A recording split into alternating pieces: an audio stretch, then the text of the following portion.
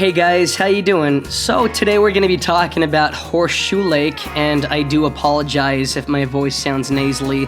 I am recovering from a cold, so bear with me. So Horseshoe Lake is located about 33 miles north of downtown Spokane, and it's less than an hour drive away.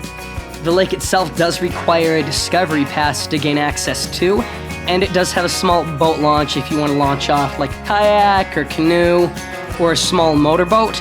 However, the lake does require a maximum of 5 miles per hour for speed. So don't expect to be bringing a jet ski or a speedboat to the lake.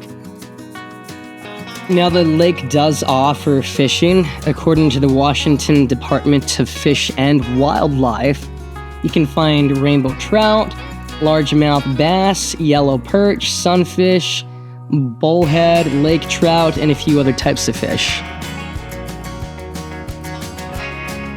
On the northeastern end of the lake, you'll find Exley Falls, and I was quite surprised with how big this waterfall was. When I've looked online in the past for waterfalls near Spokane, I don't think this one really ever popped up. And that might be because you have to take a boat, so a kayak or a small motorboat, to the waterfall.